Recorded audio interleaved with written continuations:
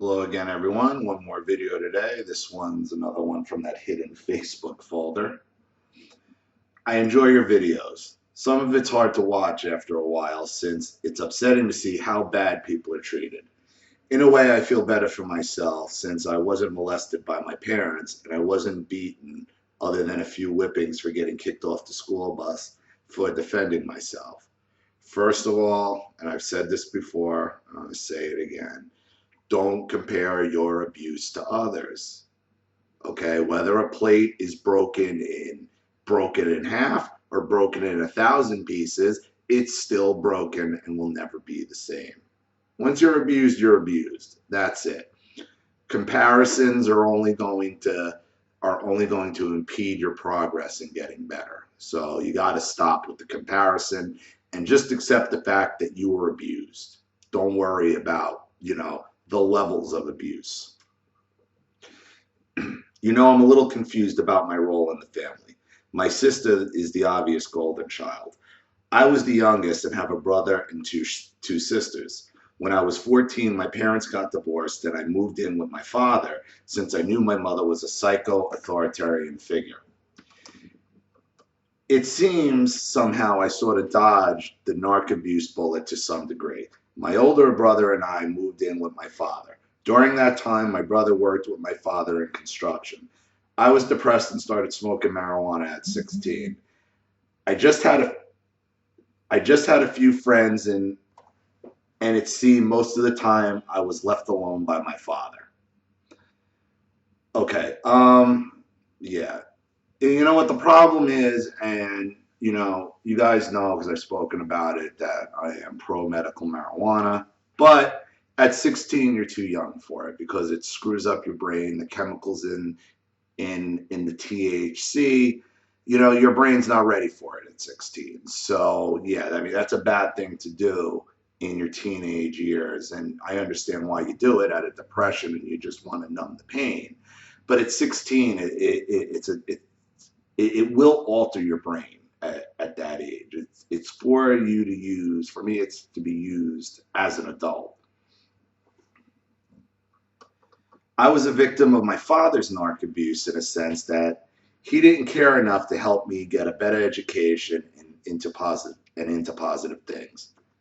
It was my brother who took the narc abuse in the extreme. He was like my father's slave laborer at the construction site. My brother ended up on crack cocaine, and it took a lot of years for him to recover. I think my father's abuse had something to do with it. Probably.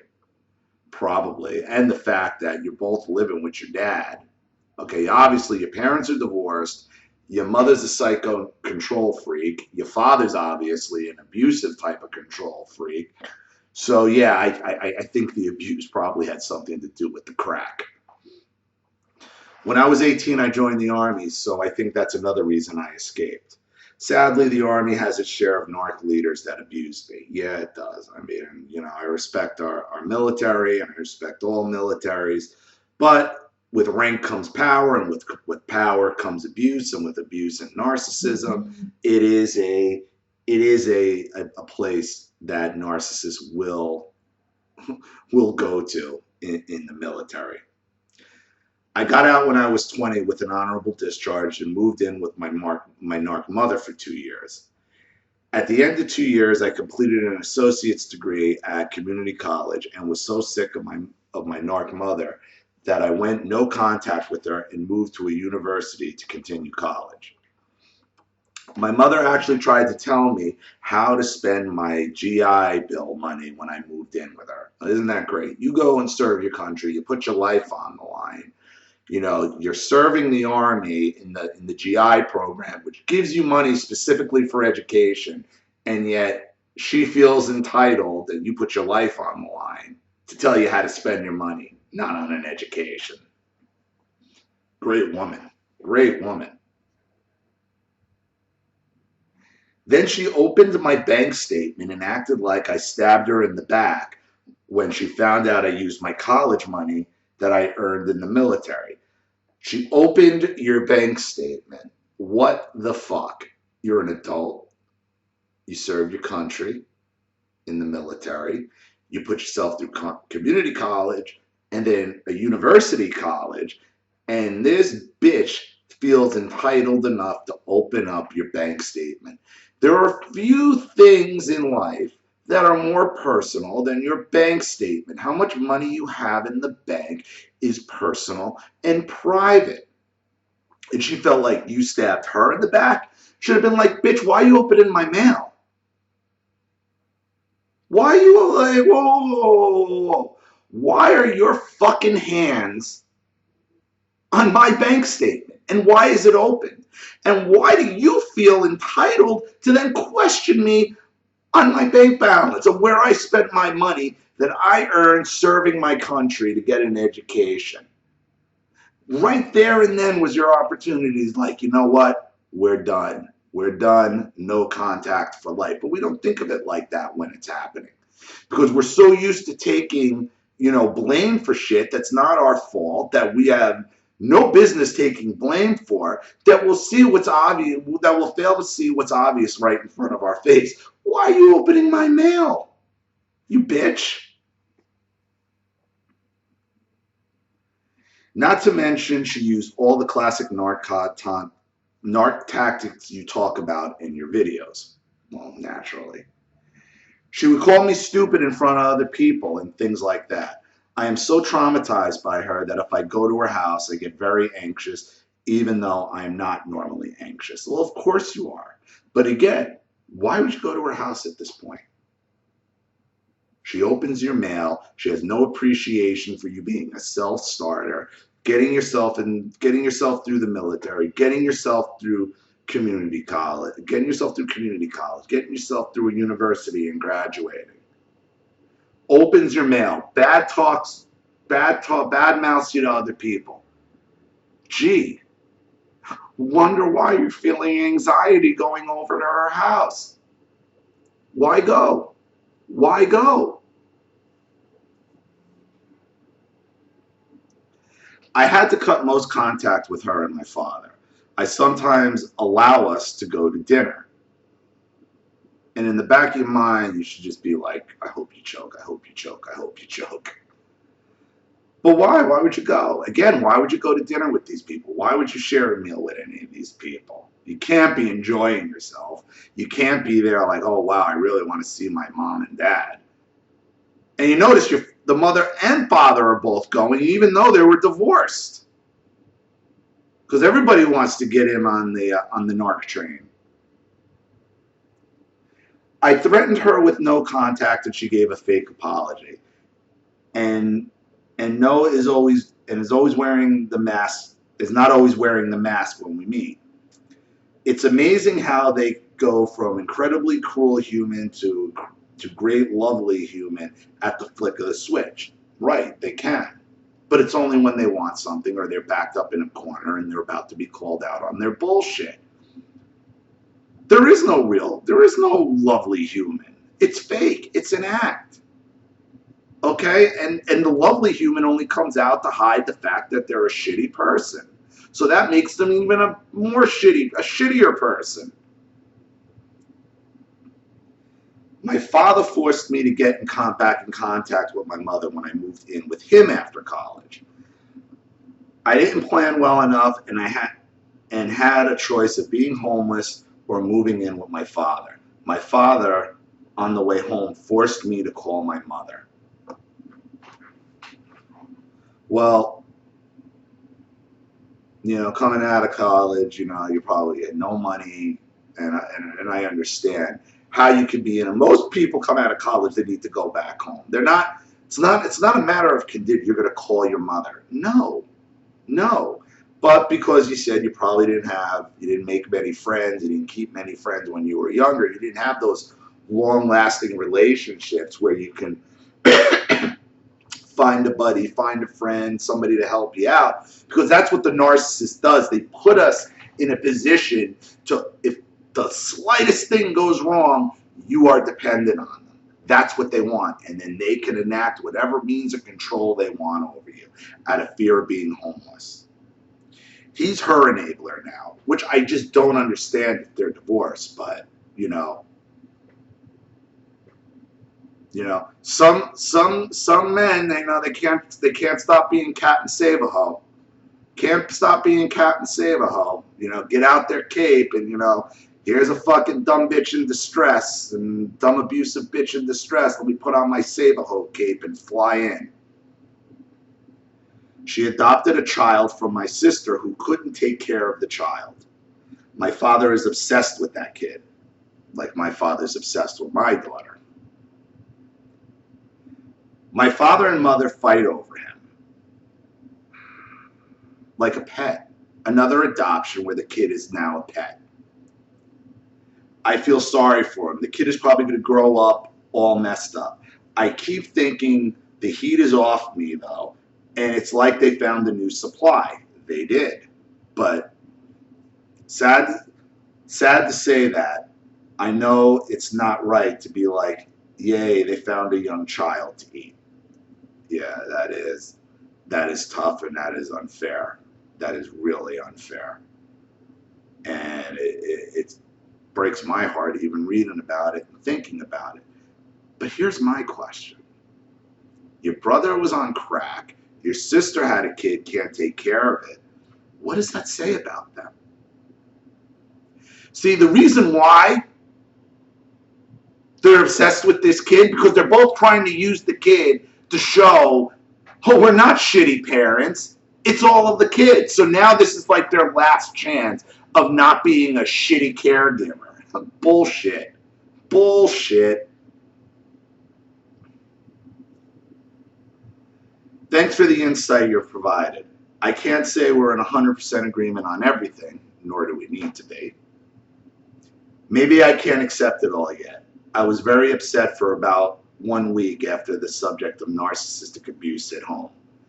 I just had all those memories of all the past fall like dominoes. It was all so clear. In that, I thank you. My mother is, without a doubt, a malignant narcissist. She does everything you describe in your videos. She can yell like no other.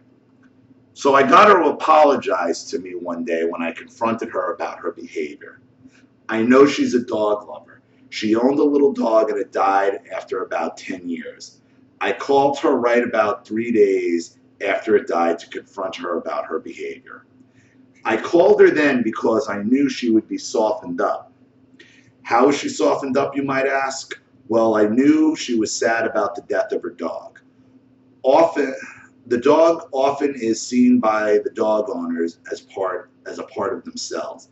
Hence, a piece of the dog owner died when the dog died. Yet, she adopted her grandchild. Okay? See, this is very telling that you knew to confront your mother over the dog dying, but not when she adopted the grandchild.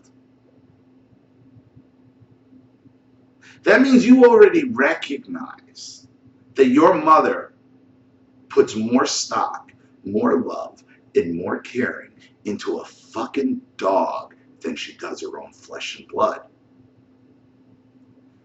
That's why your brother's was on crack. That's why your sister can't take care of her kid for whatever problems she was having, and that's why you have the problems you're having. You see, the move should have been, and I'm not blaming you for this at all, when she was going to step up and adopt that child, that would have been the time to confront her about her narcissistic abuse. Because, as you've said, they've already turned their supply onto the child. But you already knew in the back of your mind, in your subconscious, it doesn't mean anything, because children don't mean anything to these kids, to these narcissists. But the dog did. See, the move would have been, you're adopting your grandchild. Great. Okay? But you cannot do to this child what you've done to me, my brother, and my sister. That was the time to confront this bitch. Not when some fucking dog died. And again, I'm not yelling at you. I'm just mad at the goddamn situation. Because that's what narcissists do. That's why my videos on pets are so angry and emotional because the narcissist cares more about a fucking dog than they do their own flesh and blood.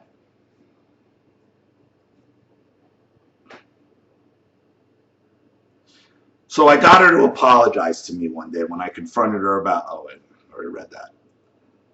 I called her then because I knew she would be softened up.